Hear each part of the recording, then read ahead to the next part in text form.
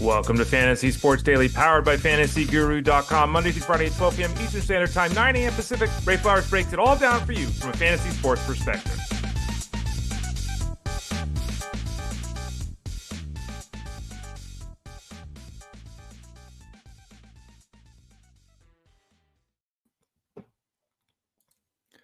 Hey there, everyone. Ray Flowers of FantasyGuru.com. I don't know why I say hey there, everyone, every day. I think I probably said that on 442 of the 455 shows I've hosted. I don't know why.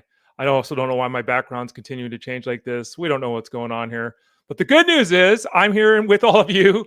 I am Ray Flowers. You can follow me on Twitter, X, Instagram. Those are the two big places. But I'm also on Blue Sky, Threads, all those places. At the Ray Flowers. You can send me questions in Discord. Still looking at the baseball room every day. Congratulations. I keep getting some notes trickling in from folks who won their fantasy baseball leagues this year, which is great to hear. So congratulations on all of that. Really nice to get the notes too, because it's a tough job at times. Sometimes you get called names and sometimes you get called an idiot and stuff. So it's always nice to hear thank you or good work. So I appreciate all of you that. I appreciate all of you here as I've continued to say, actually. It's been great. The chat room, everyone's helping each other out. I see everyone, Eric and Ethan and Doug, like everyone constantly helping each other out, answering questions for each other. Ernest, thank you all of you for joining us today. Appreciate it. And thanks for keeping the good times rolling. We are here on Fantasy Sports Daily, Monday through Friday at 12 o'clock Eastern Standard Time. We go about an hour each day. Mondays, I'm solo reviewing all the Sunday NFL action. Tuesday, Wednesday, Thursday, Friday at about 12:30 Eastern Standard Time, halfway into the show. We get a guest on, and it's Thursday, so we'll talk to Tyler Beaker. I'll throw up on the screen in a second what we're talking about today. We're going to talk all football today.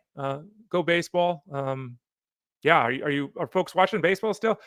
I mean, I just last night Ranger Suarez pitched great.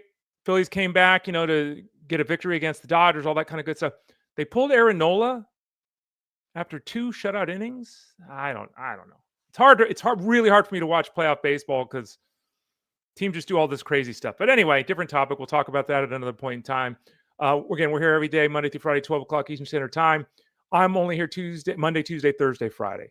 I'm not here on Wednesdays because on Wednesdays, I'm with Jeff Mans on the Elite Sports Show. Jeff's got his show an hour after this show, 2 to 5 Eastern, Monday through Friday on Sirius XM Fantasy Sports Radio.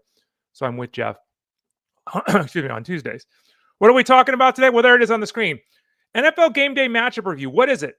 What is this article I write that's 10, 11, 12,000 words each week? We'll talk a little bit about that. We'll also spend time here having a discussion about the tight end position. We've had a lot of discussions, including episode 499 at the 11-minute mark. Episode 499 at the 11-minute mark. Spent a long section of time or period of time talking about backup running backs. And I've said over and over again in chat and Discord at fantasyguru.com, here on this show, all we talk about doing is streaming, rolling through backup running backs. Well, now we're doing it with tight ends. That's the move of the week this week. So let's talk about the tight end position in some depth.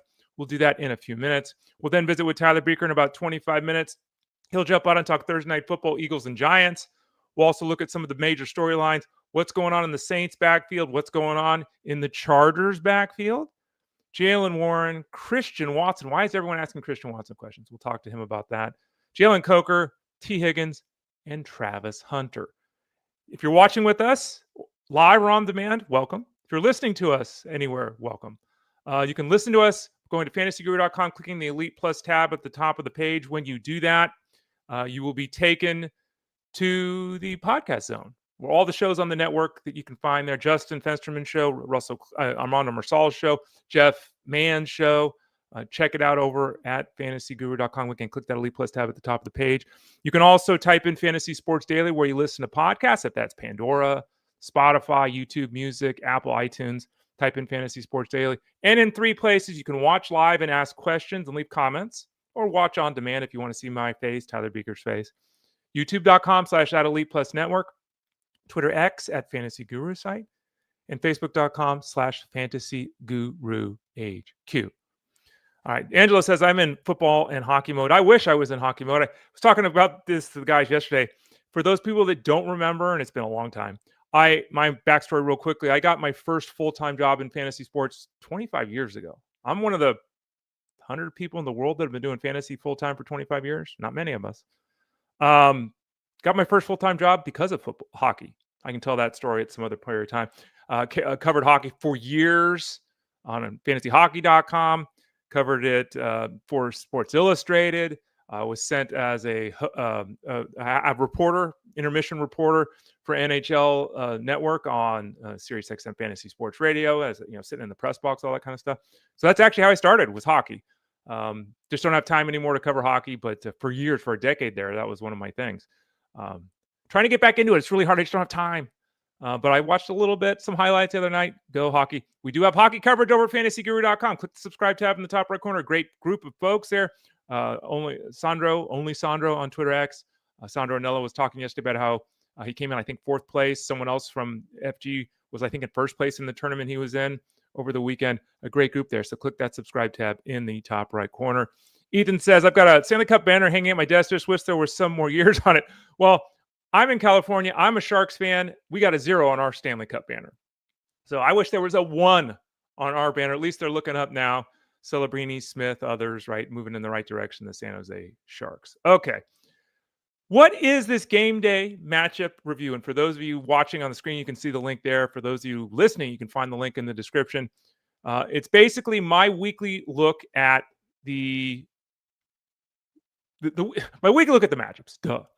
I wanted to go through a little bit with you and talk through quickly what that actually entails. It's 10, 11, 12. It's been up to 14,000 words, depending on the year, depending upon the matchups in the week. And it's kind of the gateway drug into everything we do. It's my way of kind of putting everything for the week into context and giving you some data that I think is valuable. We then will have the other folks on staff get a little bit more nitty gritty. Let's look at the running back matchups. Let's look at the wide out matchups. Let's talk a little bit more about this and that. At one period of time, it was also included in the DFS package. Now it's part of the seasonal package. But this is what you would have access to if you sign up to fantasyguru.com. And remember, you can still sign up at FG. Maybe your season hasn't started as you expected. Maybe you're struggling in the seasonal aspect and you want to get some help. Send a note to support at fantasyguru.com. Support at fantasyguru.com if you have any questions. You can also sign up for the DFS football package, the betting football package, 2 of the 3 football packages, all 3 of the football packages. Remember, you get college football too. Send a note to support at fantasyguru.com or just click that subscribe tab in the top right corner. So let's throw it up on the screen here. And this is going to look really bad because I'm just throwing it on a Word doc and throwing it up on the screen. It looks much better in the article. Just wanted to kind of give a flavor of what the article entails. As you can see there on the screen, we do the rankings by position. We do a half-point PPR setup. And you can see there, it's really hard to see because it's small. But we list from 1 to 32, the best to the worst. We have who the opponent is playing on the far right-hand side, so you don't have to worry about who they playing this week. Boom, it's right there on the chart. We've got the quarterbacks there, and as you can see there, quarterbacks, their passing numbers are there. The rushing numbers are there, how the defenses have done against them. We do that for every position, okay? And those are just charts and graphs that you can look through. And you can find that information in a lot of places, but we just like to consolidate it and put it in one place, so it's always in the article at the start of the article. Next up, you can see there we have a breakdown of what teams do in terms of run and pass. As we get more data, this becomes more clear because obviously you can have 1 or 2 matchups that things went haywire and maybe you fell way behind and you had to pass, or maybe you got way ahead, a couple of turnovers, 5-yard touchdowns, is up 14-0, so you ran the ball more. But it's really interesting to see, or it should be interesting to you to see, do teams run or pass? And what is that percentage? So we list that in a full chart every week, updating it for all the teams in the NFL. As you can see, the Niners rush at 40% and pass at 60%. The Bills are 50-50 right now. They're running and passing at the exact same level. So it's interesting to see how teams do that. And that's something else that we have in the article. Next up, we have plays and points. Points, there's validity to that. I think the play one is very interesting because, as you can see there, we have the totality of 2025, the last 3 games, the last game, and the home and away. Because there are teams that maybe will have somewhat of a difference. Look at Denver, 76 plays at home, 57 plays on the road. That's a substantial difference. That's 20 plays. 20 plays a week. And again, it's only been 5 games, 4 or 5 games for these teams. So, okay. But so that's a substantial difference. Something to know. The points as well. As you can see there, Detroit leads the league with almost 35 points a game. 43 at home, 29 on the road. Remember, Jared Goff struggles, quote unquote, relative to his home performance. Well, the team is averaging 14 less points a game. Okay, so these are the type of baseline information that we share in the article every single week. Here's a write-up. I just randomly grabbed Denver. This is what I do for every single team. Okay, so this week there's two teams on bye this week, right? The Vikings and the Texans. So 30 teams have this, and this is why the article is so long. We got the information here. Ben Powers has been placed on the IRs. We do track offensive linemen. You should too, because it's kind of important. Everyone getting excited about the Chargers running backs this week. We've talked about this. They're all kinds of beat up on the offensive line. We'll talk about that in about 20 minutes with Tyler Beaker. So noting that the Broncos lost Ben Powers. Then there's Bo Nix in here. What did he do last game? He threw for 242 yards. That's means he has only one game this season of 250 yards passing. He only has one game this year where he's thrown for 210 yards and 2 touchdowns. However, he's only thrown 1 interception in 3 games, so he's been pretty good with the turnover. He has 1 rushing score in the season, but no games with 35 rushing yards. Disappointing. In the last meeting, he only threw for 60 yards against the Jets in the last meeting. I think he went 12 for 25 and threw for 60 yards. It was a horrible game. Something to think about. And then, obviously, the Jets this year are allowing the 8th most points per game to the quarterback. And that, again, is something you can see on the table at the top. Then we break down snaps and routes for wide receivers and running backs. And you can see there last week with this running back, something we've talked about a lot. Beatty is on the field. He was the second most snaps last week, and he ran the most routes of any of the 3 backs with Dobbins, Beatty, and Harvey. Oh, so someone asked me this. Well, with Beatty eating into the workload, making it a 3-headed monster. It was a 3-headed monster last week in terms of players on the field at the running back position. But look at what happened with Beatty. He had 1 touch last week. Look at his touches per game. 2, 3, 0, 1, 1. He's taking snaps away from the other 2 guys, which really he shouldn't be doing. But he's not touching the football at all. He's really having 0 impact on Harvey and Dobbins in terms of their workload. So this is a rare scenario because normally when a guy's on the field this much, there's more involvement here. But Beatty's really not part of the offense here. You can see, though, that he was on the field last game. 8 of the 9 snaps on 3rd down, he was on the field. So they want him out there in passing situations, but they didn't throw him the ball. Right? In the 2-minute drill, he was the only guy on the field, right? But again, 1 touch. And so we go through player by player there. At the wide receiver spot, here's what we see there. We have, Sutton and running a massive amount of routes and snaps. Franklin was number 2. Bryant was number 3. Bryant, as you can see there, did not see a pass. He did not catch a pass. Didn't even see a target. Right? But he ran more routes and had way more snaps than Marvin Mims. Now, Marvin Mims is someone that might have been in your lineup. Bryant obviously wasn't. Bryant was drafted because he was the next Michael Thomas. He's been dropped since then. But Mims is the guy, and I think Mims got 6 touchdowns in like 7 or 8 games going back to last year. He has these splash plays. He's on the field. 40 snaps for Bryant, 27 for Mims. 23 routes for Bryant, 16 for Mims. So this is not, hey, we're starting, Pat Bryant. We're not. He not getting any looks.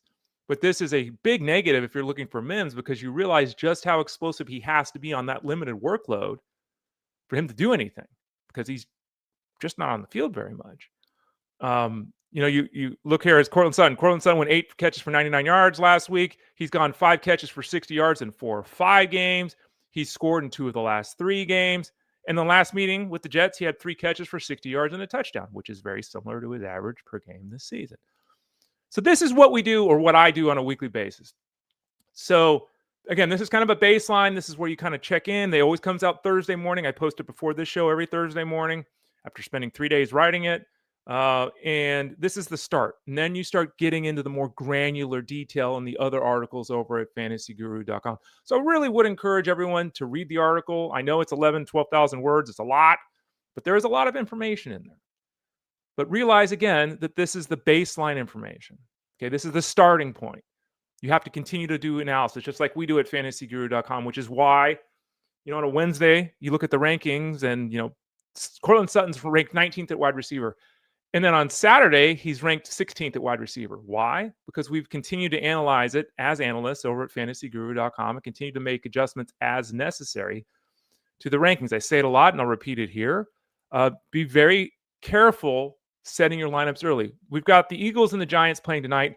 And in all honesty, no one should be asking any start and sit-em questions before Friday for weekend games. So unless you have the Eagles or Giants playing tonight, you really shouldn't be worried about asking questions about your lineup because things will evolve. Players will get more information on the health of players. Maybe someone's going to be out that we're not expecting to. Maybe someone's going to return that we're not expecting to. We'll continue to analyze the matchups. Because again, this is all baseline stuff here that I list in this article every week. And we continue to dig throughout the week and might uncover things that might say, well, now look, again, Courtland Sutton, look at this matchup here with this cornerback and the way this team defends things in the red zone. We're bumping them from 19 to 16. So understand that. And it would be helpful to all of us at fantasyguru.com. Because again, we literally get thousands of questions a week in Discord. It would be very helpful if you didn't ask the question on Tuesday or Thursday morning, and then say, I'll ask you again on Sunday.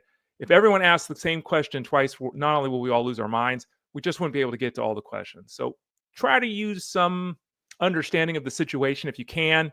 It'd be very helpful for us over at fantasyguru.com. So there you go. That's kind of the rundown of what, that article looks like.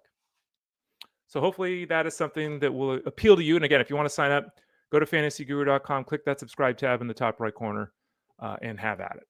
Okay, let's talk a little bit about the tight end position. And in about 10 minutes, we'll talk to Tyler Beaker of fantasyguru.com about the Thursday night football matchup as well as the storylines across the land. All scoring setups are different. Okay, so the numbers I'm about to use are as traditional as you can get. 10 yards for a point receiving, 1 point for a catch, 6 points for a touchdown. Very basic, very standard. And again, first downs, bonus points, straight up. 6 points for a touchdown, point for a catch, 10 yards for a point. I mentioned this earlier today on the show that the running back position was the one every week. And again, episode 499, check out starting at the 11-minute mark for a minute long, 5 minute long, 6, 7, 8 minute long. I don't know how long. A significant discussion about handling backup running backs and your bench. At the tight end position, we're in a different spot because this week we had a lot of guys pop. We had some guys struggle. So this week, I've almost gotten as many tight end questions as the running back question. So let's go through this. Again, PPR setup here, all this kind of stuff.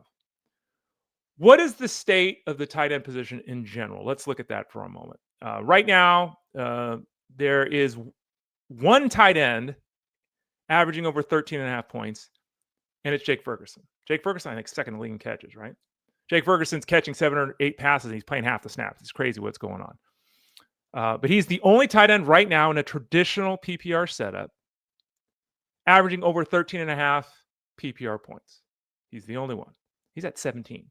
So he's distanced himself from the group. Now, he was tight end 9, 10 draft day. So a lot of people didn't have him, right, as the number one guy. And I don't think it would have made any sense to have him as the number one guy. But he is the number one guy right now. Okay, there is one other tight end that's over actually Ferguson in points scored. It's actually Waller, but he's only played 2 games. So I excluded him here. But Waller's actually at 18 points a game. Waller will break and die at some point.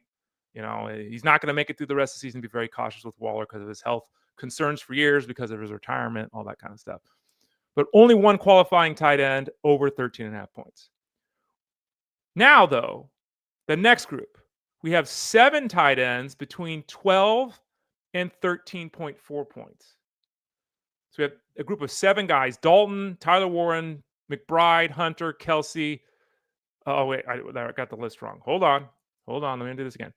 Ferguson, Kincaid, Warren, Goddard, Kraft, Kittle, McBride. Now, I threw Kittle in there just because, he's only played 1 game, so we could remove him just like we did Waller. So 6 guys that have really played, 7 overall if you add Kittle, okay?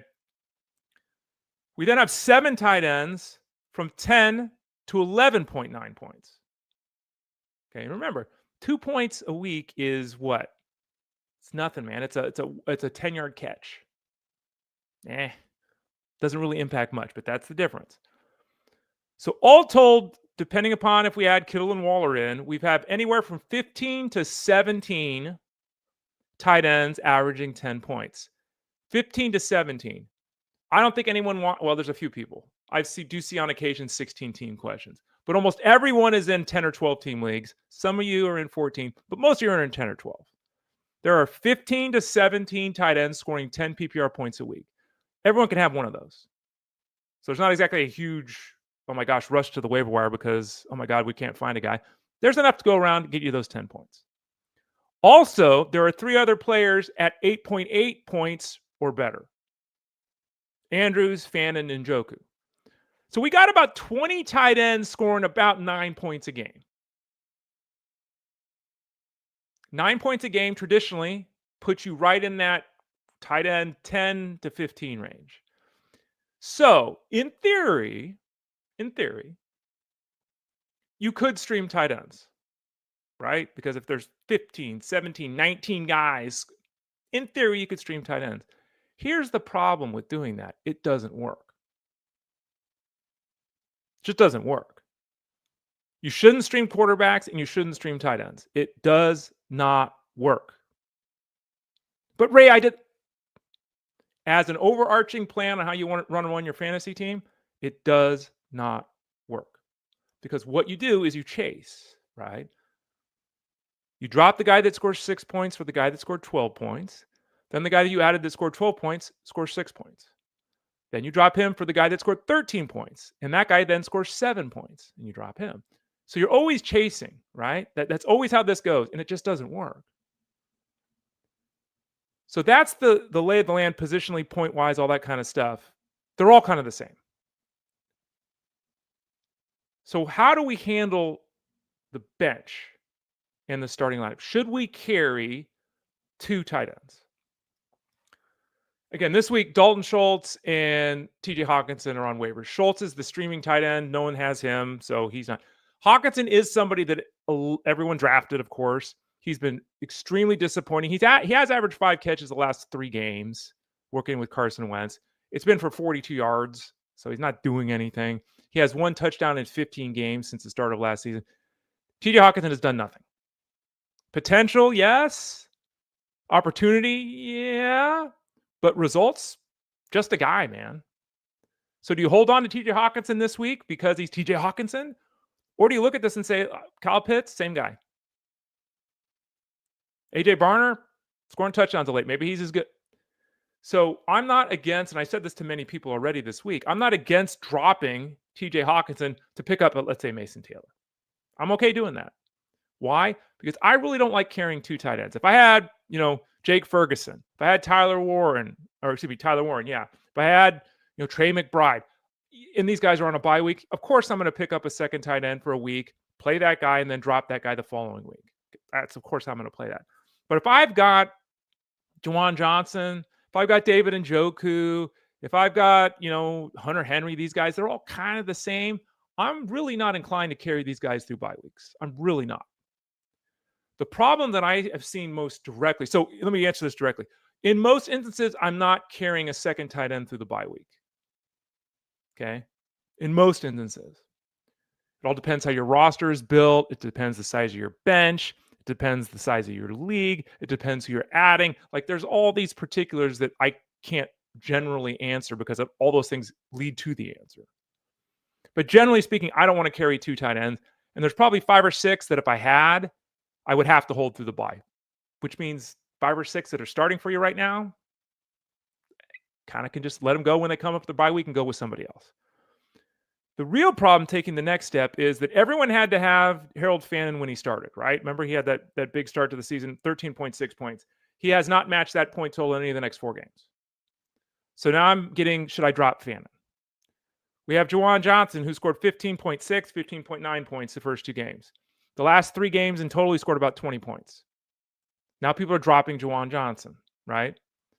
Who's the new flavor of the week? Who's the guy that everyone wants to have this week? Theo Johnson's the guy everyone wants to have this week. Theo Johnson scored 1 point, 7 points, 2 points, 11 points, and then he had the 21-point game last week with the 2 touchdowns.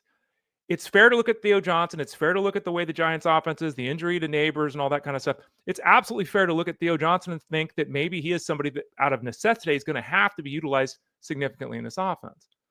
He also has just 2 games and 5 of 4 catches. He has 0 games, Theo Johnson, 0 of 35 yards. He has 3 touchdowns the last 2 weeks. Sure. You really think Theo Johnson's scoring a touchdown a game the rest of the way? No, he's not.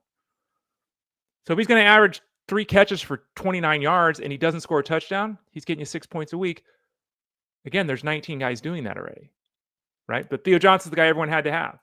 Now, again, there's injuries. Brenton Strange is out. Okay.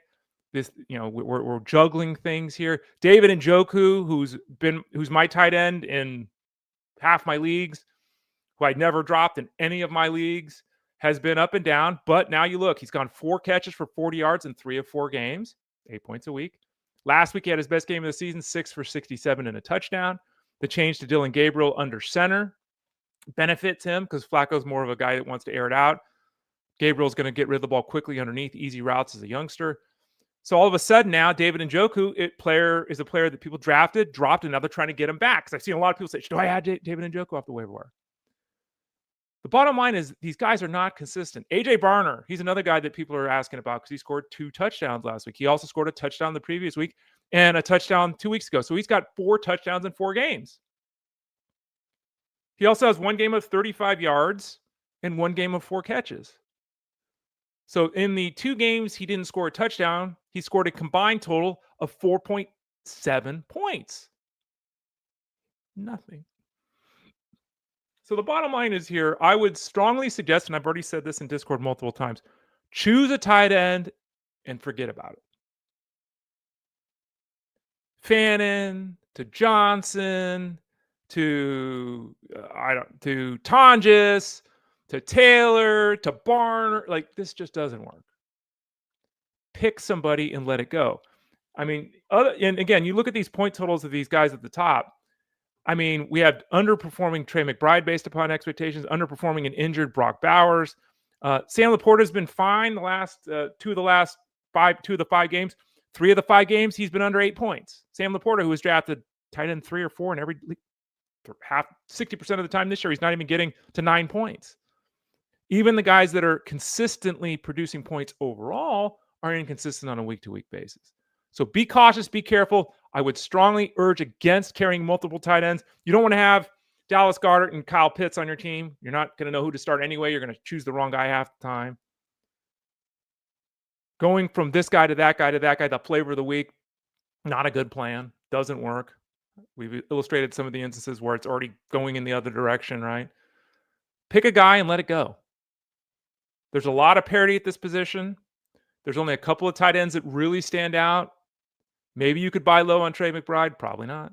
Maybe you could take a chance and buy Brock Bowers, who's injured, if you want the cost. I would not, again, depend upon Darren Waller. He can't stay healthy. Even Jake Ferguson, who's been so terrific. Remember, Turpin is out right now with an injury, and Lamb is out with an injury. Lamb catches or gets 10, 11, 12 targets every game. So is Ferguson going to continue to catch 8 passes a week when a third of the passes are now going to be going to CeeDee Lamb when he returns? So pick a guy, let it go. Here we go. Eric S. said the following before we talk to Tyler Beaker. Ray, you're hitting me right on my dilemma. Picked up Taylor since Hawkinson is on a bye. The question is, who do I drop after this week? I only carry 1 tight end. Well, if you look at the Jets and you look at the way their offense is structured, it's Hall, it's Fields, it's Taylor. And that's it. That is it. And when they fall behind, it's those 3 guys touching the ball, and that's it. So I think Mason Taylor's very attractive. Let's see how he's utilized this weekend. If it's another 5-catch, 8-target game, which I kind of think it's going to be for Taylor, I think we can give serious consideration to dropping Hawkinson. The benefit to keeping Hawkinson would be he's already had his bye because it's this week.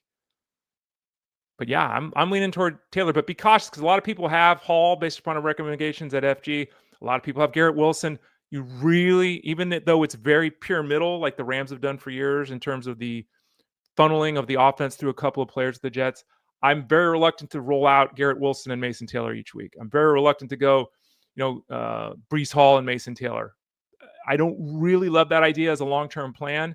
Maybe it's just how it works for you, but be cautious about overloading your offense with multiple players. A lot of people, I point that out to people sometimes in Discord, and they go, I didn't really think about that. You don't really want rushing and receiving options for the same team if you can help it. You really don't want multiple receiving options from the same team either if you can help it. Sometimes it's the best case for you and you got to do it, but it's not always an ideal scenario for anybody. And you see, Eric, Fields is your quarterback. See, that's Fields and Taylor's fine. That's fine to do. And in fact, that's okay. I think that could work and be a substantial payoff for you down the stretch, Eric. But hopefully we don't have Garrett Wilson. Hopefully we don't have Breece Hall there, because then it starts getting a little bit spotty. All right. So if you missed it, I reviewed my weekly matchup piece. Check that out. If you missed it, we just had a 10-minute discussion on the tight end position. Won't belabor that point anymore, but I thought it was very important given the nature of how things have gone at the tight end spot this week. It is now halfway through the show on a Thursday. And halfway through the show on a Thursday is the time we talk to my man, your man, our man, the bearded one, Tyler Beaker of FantasyGuru.com. He comes and talks Thursday Night Football with us. He talks NFL storylines with us. He talks about the great work he's doing over at FantasyGuru.com. He's in the Discord all the time answering questions at FantasyGuru.com. He's on live streams all the time, including the Friday night one where he hosts the live stream for DFS. He's a busy guy, and he's a pretty impactful analyst to have on your side. Tyler Beaker of FantasyGuru.com. Let's welcome him in. How you doing, Tyler? Whoa! Look at that shirt. Hey, yeah, ready for some playoff baseball today. It's fun being a Philadelphia fan. You got a doubleheader tonight with baseball and football right around the corner. One at 6 o'clock Eastern, the other at 8 o'clock Eastern. So for those people that don't see it, he's wearing a red Phillies jersey. So the question really is the Phillies. Is it the powder blues that they wore last night? Is it the traditional white? Is it the red? Like, what would be your favorite if you had to choose one of the uniforms? No real lean here. The powder blues are kind of fun just to throw on sporadically, but Right. I'll go with the reds and whites, the classics. Right. Yeah, the blues I always remember, like when I was a kid, there was Steve Carlton and Yeah, Pete Rose and all that kind of stuff. Vaughn Hayes, for those people that watch It's Always Sunny in Philadelphia, there's a hilarious Vaughn Hayes comment in the Fantastic Christmas episode, which may be the best one they ever did. But we don't want to talk about that. Have you seen that? I was just talking about that episode literally a week ago with my friend who's watching it now for the first time. Always Sunny, start to finish, and I am very envious to rewatch that show, having never seen it before. Yeah, the Christmas episode. You're saying if Mike Schmidt, Vaughn Hayes walks in here, you're not gonna, you're this big thing like how would you live in Philadelphia and not who Vaughn Hayes is? Yeah, check it out. It's a great show, folks. Tyler Beaker, FantasyGuru.com. Lots going on, Tyler, and I kind of gave my take. I'm just gonna ask you quickly as a general thought. How do you handle the tight end spot? Because it is all over the place. Guys are hurt. Guys underperforming. Every week a guy pops and then he vanishes and a new guy pops. Like, streaming tight ends, do you like it? Carrying multiple tight ends on your team, do you like it? How would you in general handle the tight end position? It's been a very tough position this year, and it's been somewhat of a carousel where it's been greatly impacted either through game script or through quarterback changes or through injuries. There's just been a lot of moving pieces here where many of the guys that were taken in the back half, like I'd say tight end six plus, have kind of just been a dime a dozen, and they are often guys that will have 3 bad weeks, 1 great week, and if you go try to chase that great week, you're likely in for another 3 bad weeks. It's just the way that the season ebbs and flows. It's a roller coaster with hills and valleys. You just kind of have to ride along with it with either one or try to chase your tail, going after guys every single week on the waiver wire and burn through your fab 1 to 5% at a time.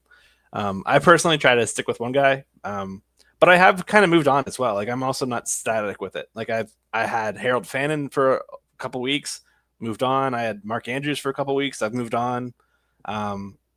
Brenton Strange, I moved on. Like, it's just the way the position has gone in terms of injuries to either the quarterback or the tight end themselves, where you kind of had to adjust and pivot. As of now, I think David Njoku looks like a great grab off waivers if you were able to grab him.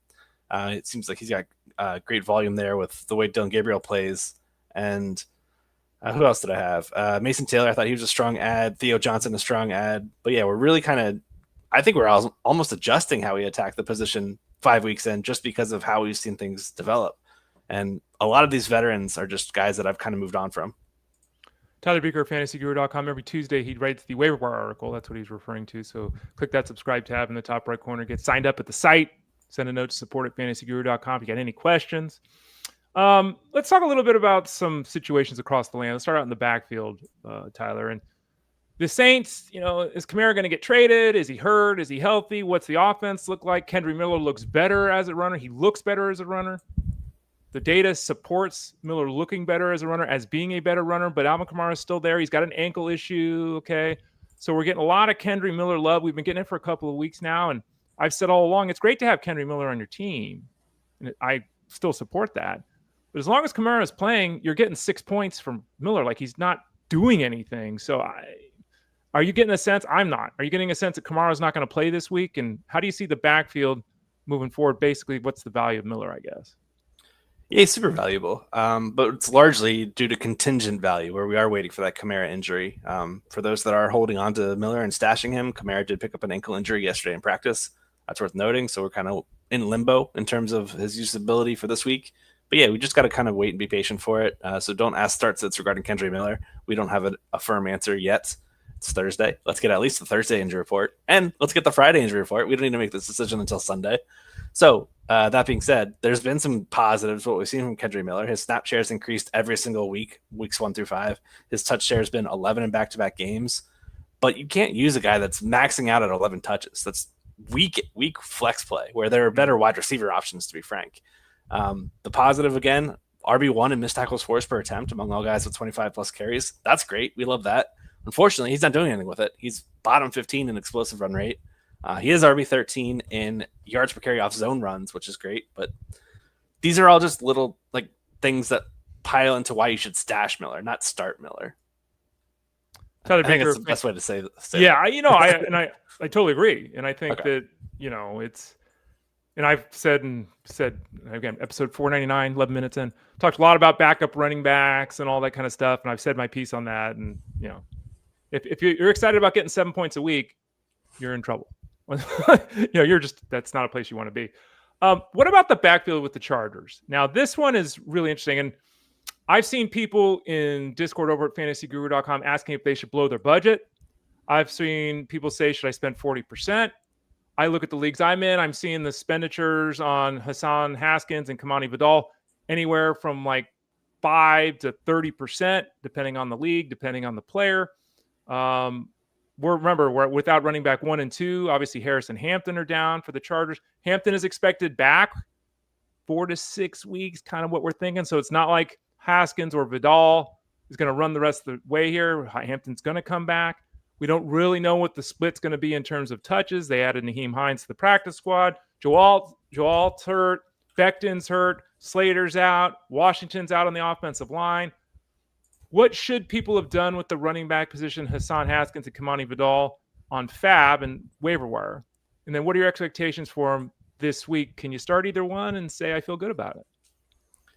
I've read a second report where I believe the Hampton injury is maybe closer to 3 to 4 weeks, which was really dictating how I'm going to say this next segment. So I want to make sure that's clear. Okay. I'm expecting this to be a short-lived IR stint for Hampton, who has an ankle injury, suffered it last week. But there's a lot of problems when we look into this Chargers backfield. The first being the offensive line, like you just referenced. Rashawn Slater on IR, Joel, Trey Pipkins, Mekhi Becton, multiple players banged up here on the offensive line. We also know this Chargers team wants to pass the ball heavily. Entering the week, they were number 2 in pass rate over expectation. They should probably lean on the strength of their offense, which is Justin Herbert's arm and his legs, over the ability of these practice squad level players, literally being called up from the practice squad, Kamani Vidal. So it all adds up to me in terms of being like a short-term rental with a capped ceiling that we don't need to spend a lot of fab for. I mean, it's Thursday. People have already gone through waivers, but I mean, in my home league, neither player was picked up, which I don't know if that tells you guys more about the level of competition I'm playing at home or what kind of guys we're looking at here with these two options. I've seen multiple people go and bat for Haskins, a 220 plus pound kind of plotter between the tackles kind of guy, red zone option. It's got history with Harbaugh dating back to Michigan. And then Vidal is just kind of like a pass catching option that I thought was a very fascinating prospect. Just didn't really hit the ground running in year one. These two are likely to split time. We know what the value is with each respective player. I'd imagine Haskins gets the goal line work, Vidal getting the pass catching work. Both have value in their own right. Both are probably going to cap each other's upside in terms of being a singular play. It's not like we're going to get a 1-for-1 Hampton replacement where Hampton was just seeing so much volume. I need to make sure that's very clear to you guys. There's so much volume that Hampton was seeing ever since the Najee injury, where he was soaking up 90+% of everything. That's not common in many backfields. We're likely looking at a split here. And like I said, I think it's going to be a shift to the pass, even more so now that we've got these guys banged up here.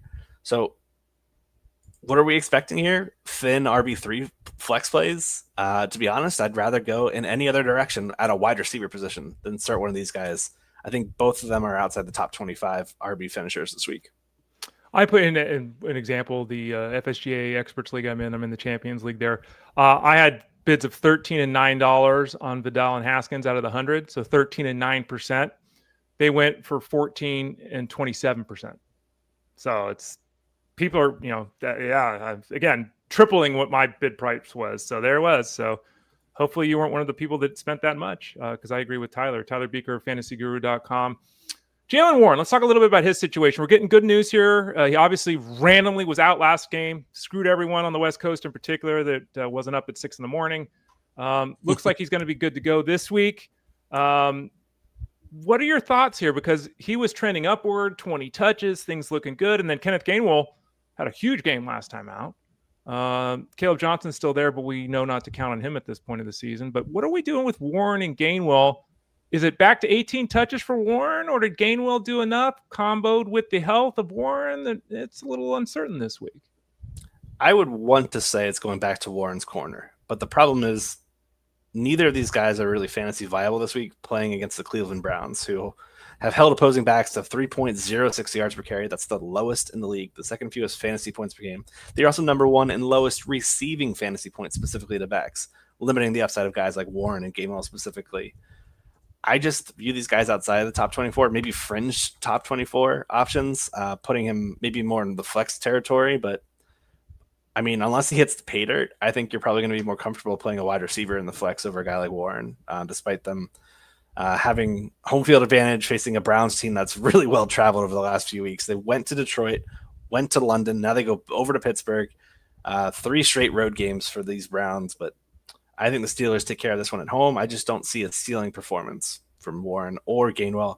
I don't think you can start Gainwell in any format whatsoever. But even Warren, I think, is a weekend flex. Tyler Beaker, fantasyguru.com. Unfortunately, in my opinion, started getting a lot of questions about this guy. And while I get it, I don't get it at all. The guy is Christian Watson. Christian Watson has literally in his career had 5 good games.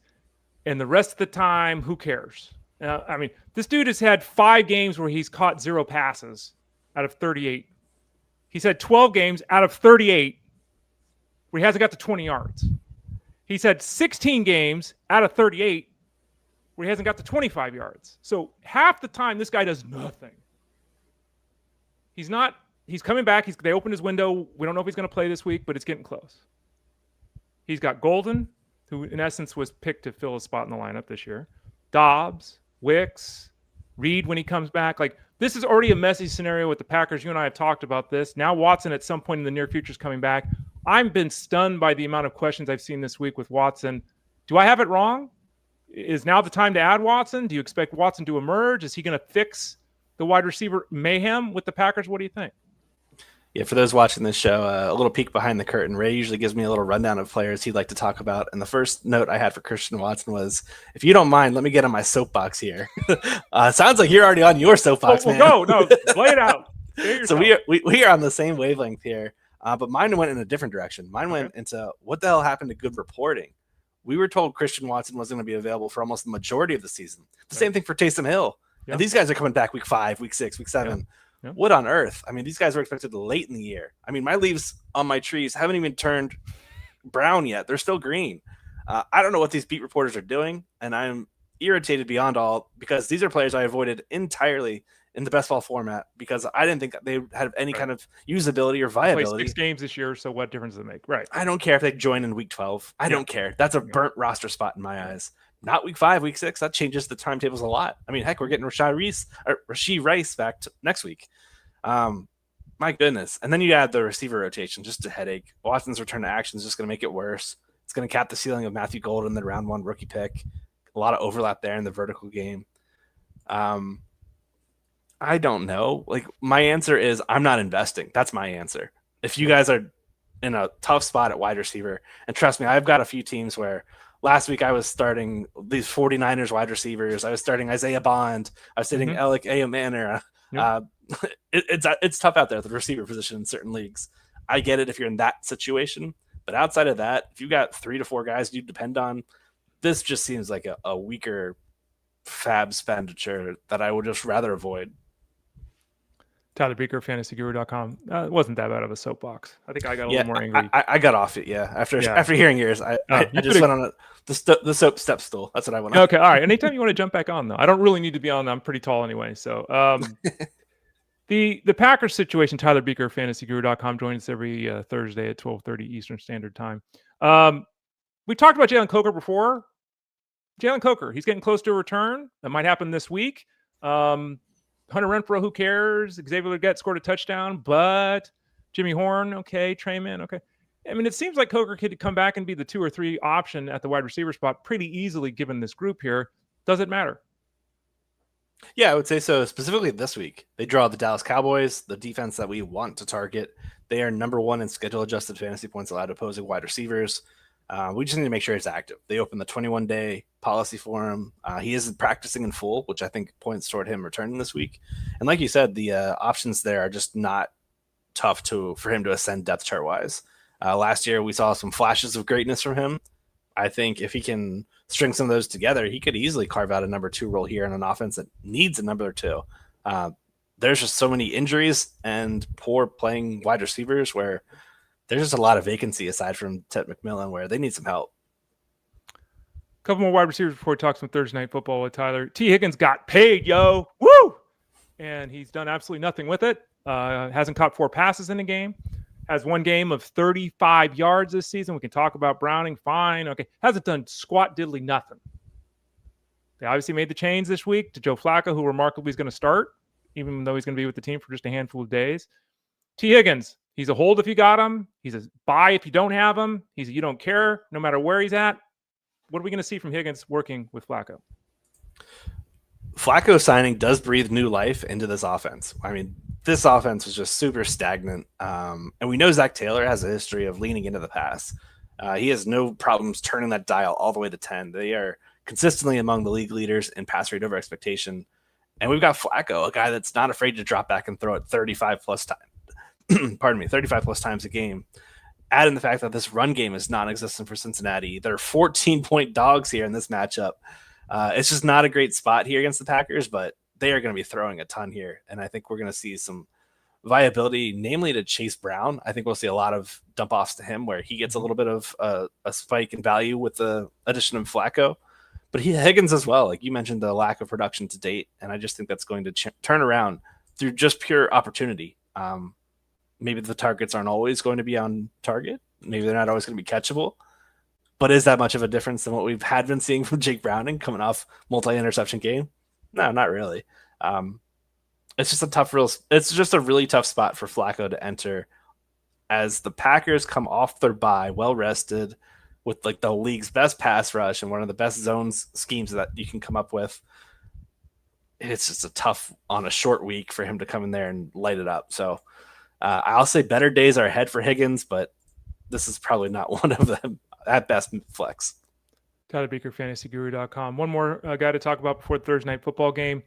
Travis Hunter. He was drafted highly in fantasy. We've talked about this so much since the draft. They traded up to get him, all that kind of stuff. We're just looking at his offense to date. He's basically catching 3 passes for 35 yards. He's playing the same amount of snaps on offense every week. He's basically running the same amount of routes every week. He's had a couple of nice plays here the last couple of weeks, but there's no volume here for him. There's no consistency for him. He still doesn't have a 10-point PPR game through the 5 weeks. And we keep hearing, but it's not happening. Is it going to happen? Is this just, playing defense and offense first year in the league? Is this just what he's going to be the rest of the season? Who is Travis Hunter the rest of the way? Yeah, Liam Cohen's offense is not doing well so far. And not every defense the Jaguars face is going to be in such a too high coverage shell like the Chiefs were that allowed Lawrence to run for 10, 54 and continuously convert for first downs. I think there's a lot of that offense's miscues were hidden based on Lawrence being able to convert for first downs last week. I'm still very much in the pessimistic angle of this whole Jaguars team, Hunter included. 3 receptions every single game, basically, since that week 1 opener. Yep. That's not going to move the needle fantasy-wise. He's nothing more than a flex play at best. I'll take the L on that one. I was definitely into Hunter as a fantasy asset this year. I thought a round 6 click was worth the price of admission. I don't know if I'd spend around 14 click right now. This man is just not doing anything right now. Aside from one great catch last week, it's just been super, super disappointing for Hunter fantasy-wise. So we're in the middle of bye weeks approaching, so maybe he's got a little bit more value now, but it's just really been a capped ceiling, and I don't see that changing because this offense is not doing that well. Despite the record, they're not doing that well. This defense is carrying them. Tyler, let's talk some Thursday Night Football, Giants and Eagles. Let's start on the Eagles side of things. And, it's easy and fun, and everyone's doing it, picking on the Eagles right now. They're 4-1, right? They're still one of the best teams in football. It has been a mess, right? It has been a mess, especially on offense. They run the ball. People want them to pass the ball. They pass the ball. People want them to run the ball. In the end here, no one's happy. Like, Jalen Hurts has been fine, but beyond Jalen Hurts and Dallas Goedert, behind those two guys, Saquon Barkley is disappointed. Brown is disappointed. Devonta Smith is disappointed. Like, it's been messy.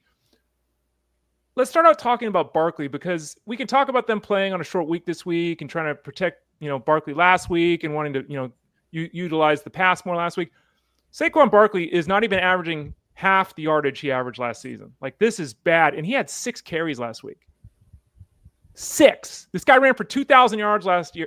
He was their offense last year. 6 carries.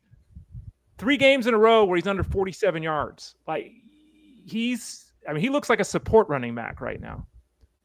Is this the night it changes? Is Barkley getting 25 carries tonight? Is it happening? Is the offensive situation, the malaise, the injuries on the offensive line? What is going on with Saquon Barkley, a first-round pick everywhere who is performing, to be frank, not very well? No, it's been very poor. I think this entire offense has been playing extremely poor. They're lucky to be 4-1. Similar to the Jaguars, I think that their defense has helped them quite a bit. Offensively, the run game just isn't there. The run blocking isn't there. They are, I believe, 27th in yards before contact per attempt blocked for Barkley. And just some stats real quick. Among all backs with that qualify, so I'm looking at a group of like the top 40. He's 36th in yards per carry, 32nd in explosive run rate, and 39th in missed tackles forced per attempt. So throw in the offensive line's inability to block for him. They're also going to be missing Landon Dickerson on the short week.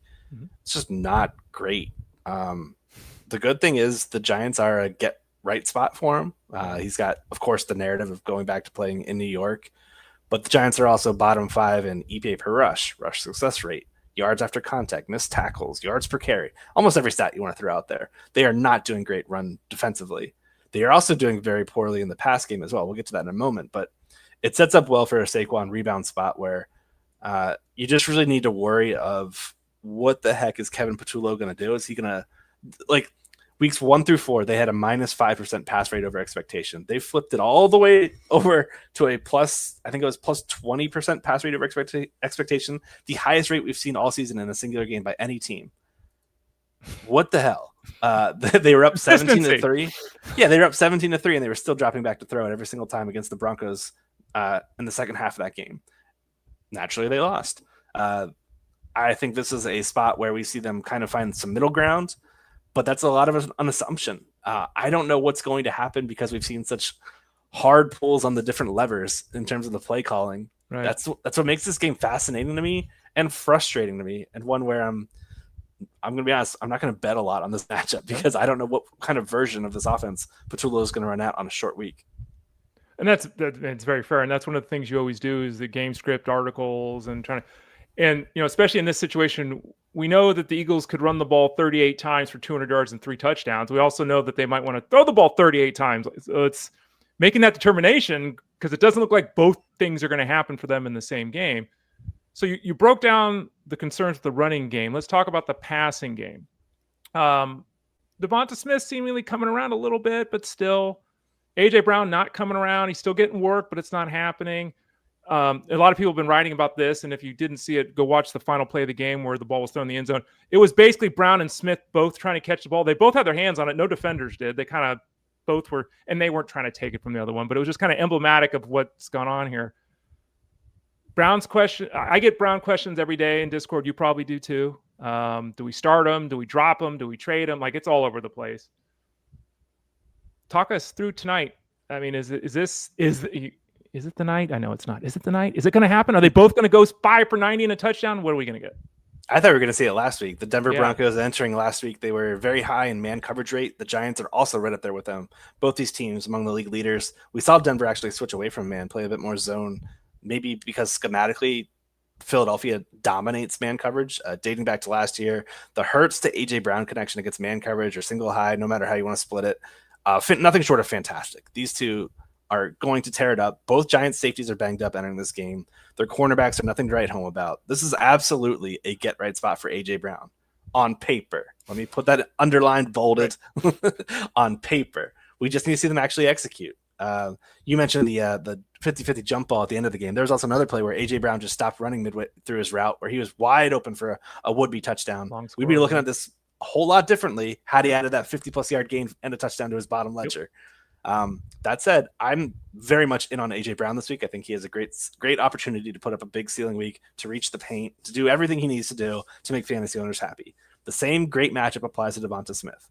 AJ Brown has been their man beater, their single high beater, but Devonta Smith also benefits from the same great matchup here against the Giants, who are just struggling defensively. They're not doing great defending deep passes. They're not doing great defending the perimeter. No matter how you dice it up, both these guys look like they're in great spots, which makes me kind of hesitant to go all the way in on Saquon because it's also a good matchup for them to lean on the pass in the first half, right. Provided the Giants aren't able to keep this one competitive. That's the big ceiling capper, is if they do in the second half just switch all the way to the run and we get to see few limited dropbacks, from Jalen Hurts, which last year, the fewest dropbacks I think was the second half of all games.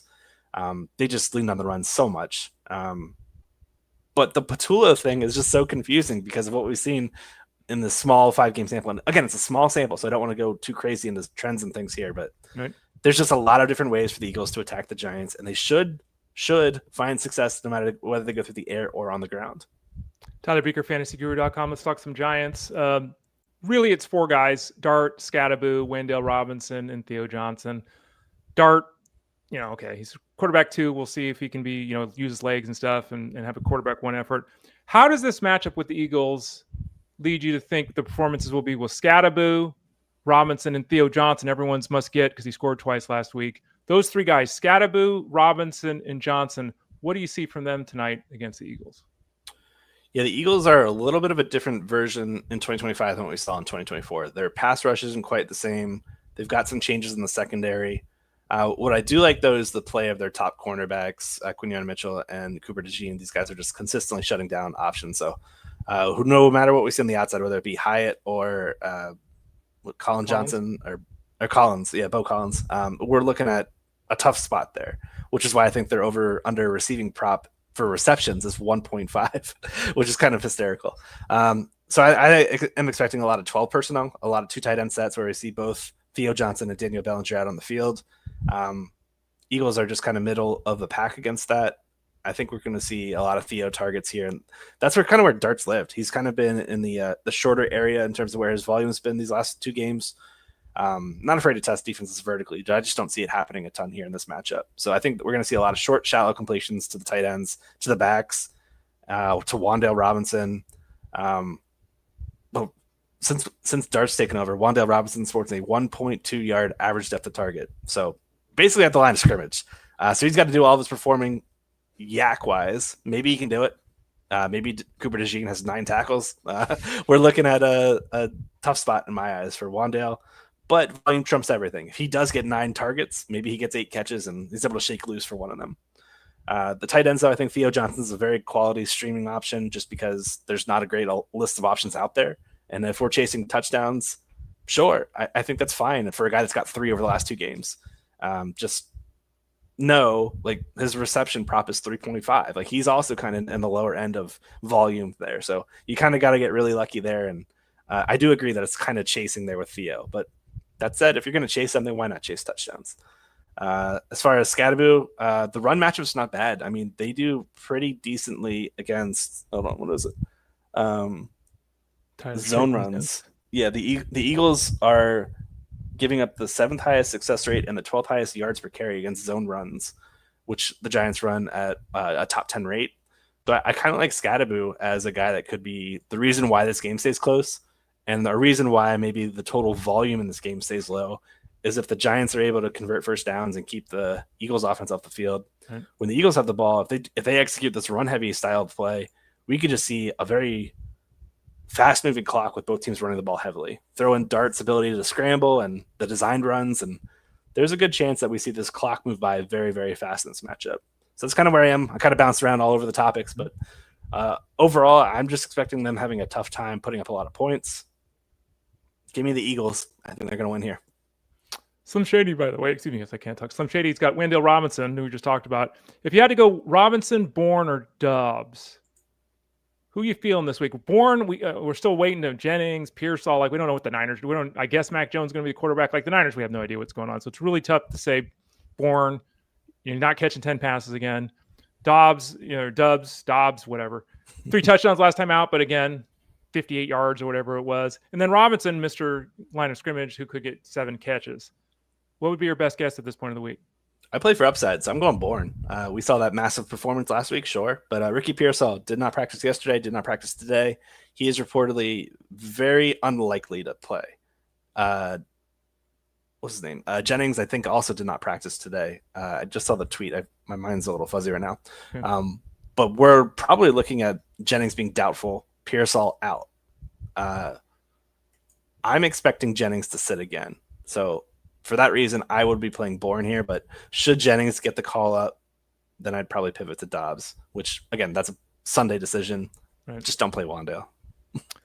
Doug Bug has got a question about the Colts losing their kicker Schrader this week, right? So now, do I pick up Badgley or Cardi? I feel for people that are still in kicker leagues. You shouldn't be. I'm only in one of like my 9 leagues of kickers, but I know they're still out there. Do you have a preference there, Badgley or Cardi? I'm going to be honest with you. I don't even know who Badgley plays for. They signed him to replace Schrader this week with the Colts. Oh. I'm going to go Cardi. I think the Rams roll over this Ravens defense that is just limping into their week 7 bye week. They just cannot get to that bye week fast enough. I think the Rams are going to put up a ton of points. Aaron's got a question here. He needs a wide receiver and a flex in a non-PPR, which makes this more difficult.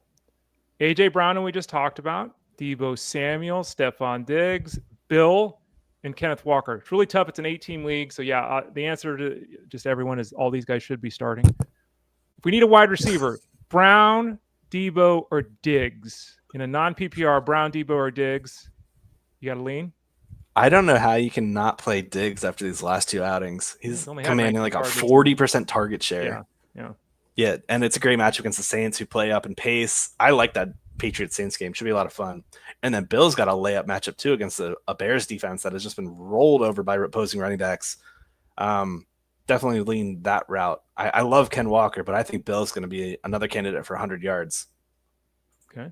Let's go to Ethan B. Lost Neighbors, Tillman, Benson, Connor. Oh, Ethan, that's a lot. It's 4 guys out.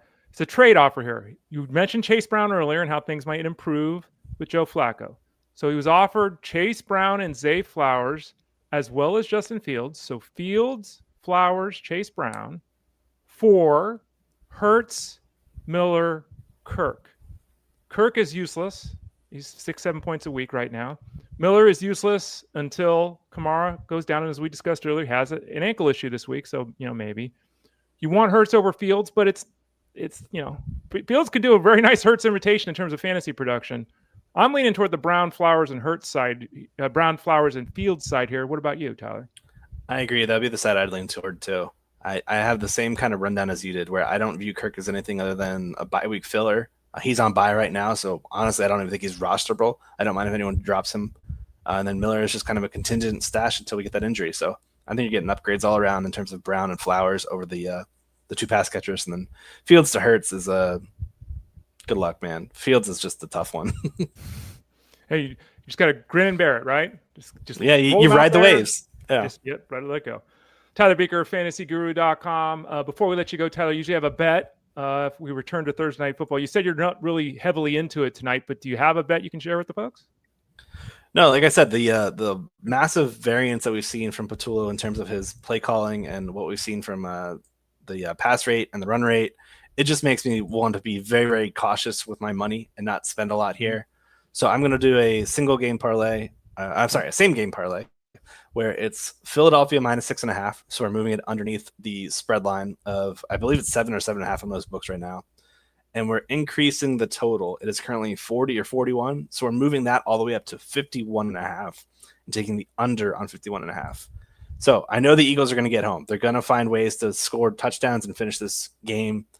I just don't see the Giants keeping pace with this. This could be a one where you could play the Philly spread line as is, I think, just because I think this Giants team is going to have a tough time moving the ball consistently. They're going to have to lean on some explosive plays at some point, and I just don't see them getting there. So give me the Eagles by a touchdown and the under in what I expect to be a kind of one-sided matchup.